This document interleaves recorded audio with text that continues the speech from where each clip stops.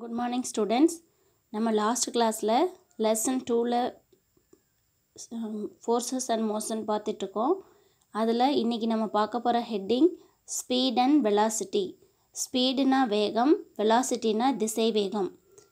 ஓகேவா? இங்கே ஃபஸ்ட்டு ஸ்பீடுனா என்னன்னு பார்க்கலாம். ரீகேப்சுலேஷன். நம்ம 6th ஸ்டாண்டர்டில் நீங்கள் படிச்சிருப்பீங்க. இன் 6th standard we already studied about the speed in detail. இப்போ பாருங்கள், do you know கொடுத்துருக்காங்க. 1 km/h equal to 5/18 m/s அப்படின்னு சொல்கிறாங்க. அதாவது 1 km/h அப்படிங்கிறது 5/18 m/s ஈக்குவல் அப்படின்னு சொல்கிறாங்க. இது எப்படி கிடைக்குது நமக்கு அப்படின்னா, how we got this? 1 km equal to 1000 meter. Already we know this. 1 km equal to 1000 meter. The same way 1 hour equal to 3600 second. அதாவது இது நம்ம எப்படி போடலாம் அப்படின்னா 60 ஒரு மணி நேரத்துக்கு 60 நிமிஷம், ஒரு நிமிஷத்துக்கு 60 செகண்ட்.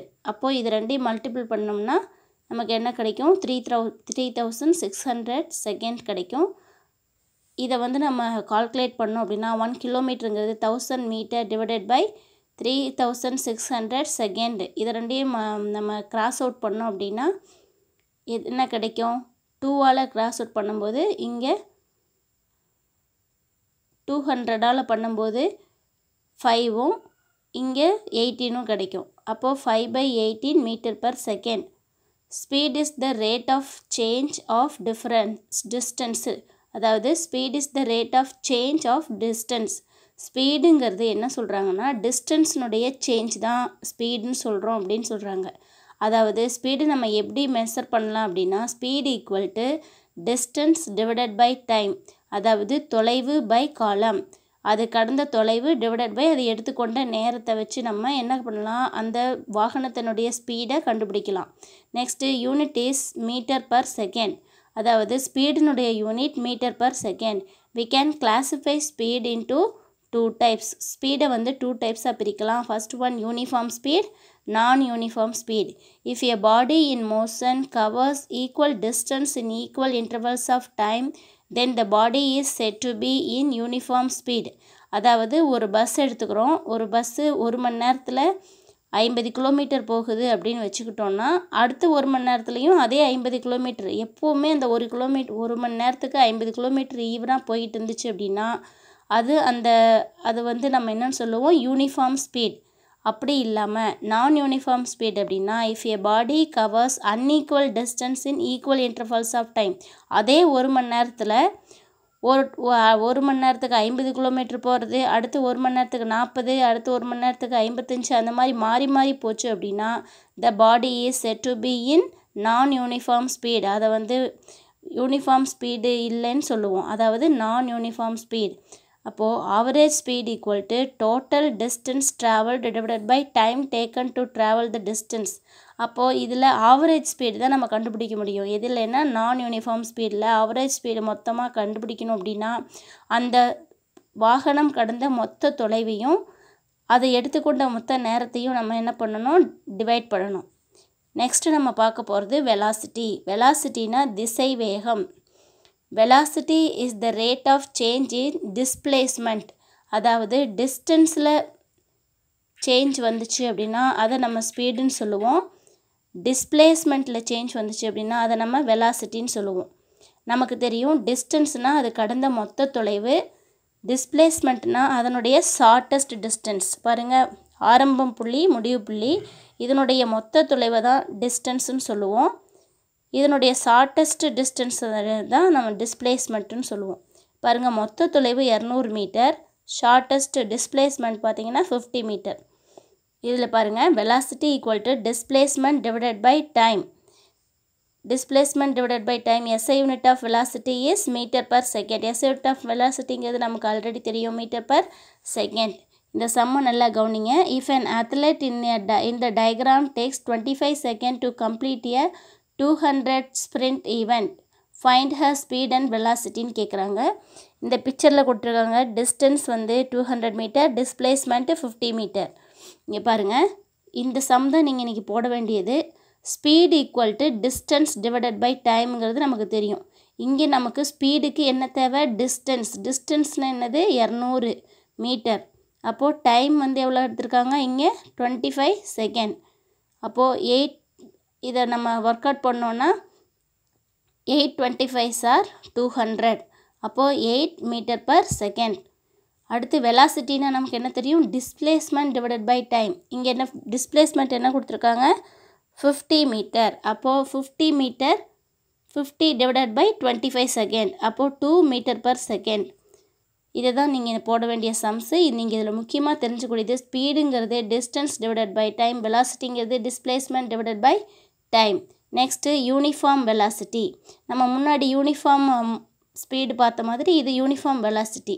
என்னென்னா a body has uniform velocity if it covers equal displacement in the same direction in equal intervals of time. ஒரே திசையில் ஈக்குவல் டிஸ்பிளேஸ்மெண்ட்டு இருந்துச்சு அப்படின்னா ஈக்குவல் டைமில், அதை தான் நம்ம என்ன சொல்லுவோம்? ஒரே கால அளவில் ஒரே திசையில் ஈக்குவலான கால இடைவெளியில் அந்த தொலைவு இருந்துச்சு அப்படின்னா அது என்ன சொல்லுவோம்? Uniform velocity.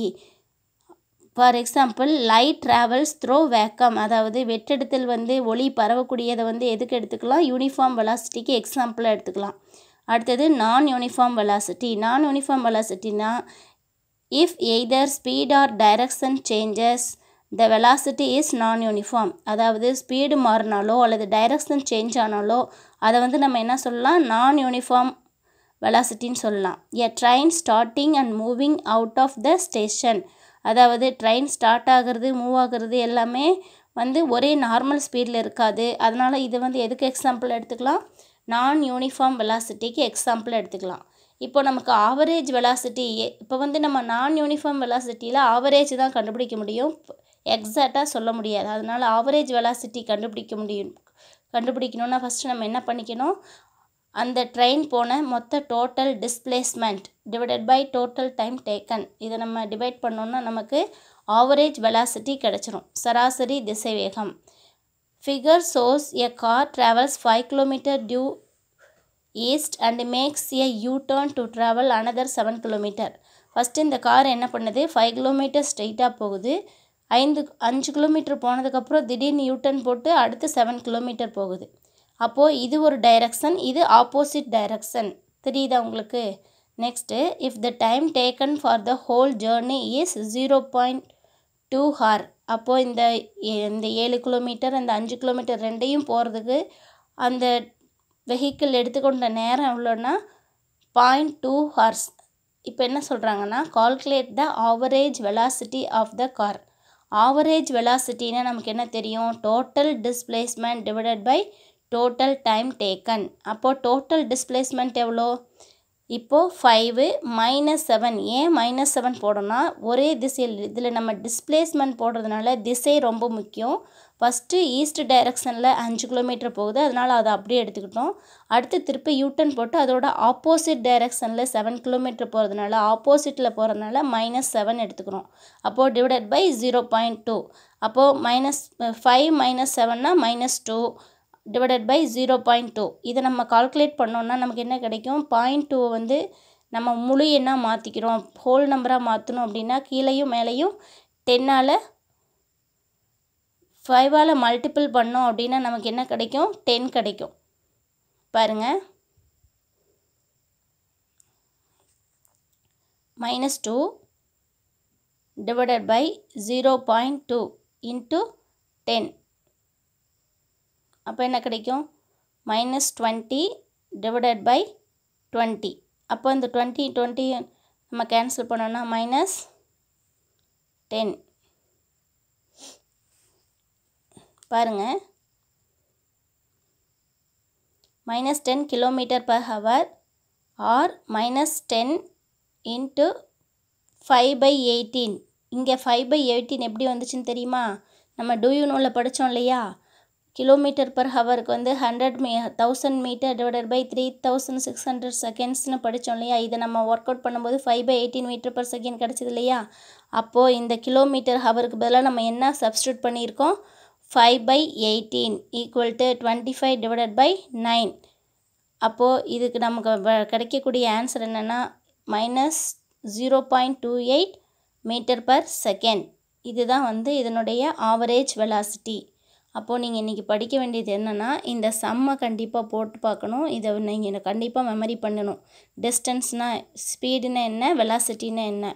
அடுத்தது யூனிஃபார்ம் ஸ்பீட். இதில் பாருங்கள், இதில் அடுத்து இந்த கொஷின் யூனிஃபார்ம் வெலாசிட்டி, இந்த டெஃபினேஷன் மட்டும் படித்தா போதும். இந்த சம்மு, இந்த டெஃபினேஷன், இதுதான் இன்றைக்கி தான் ஹோம்ஒர்க். தேங்க்யூ.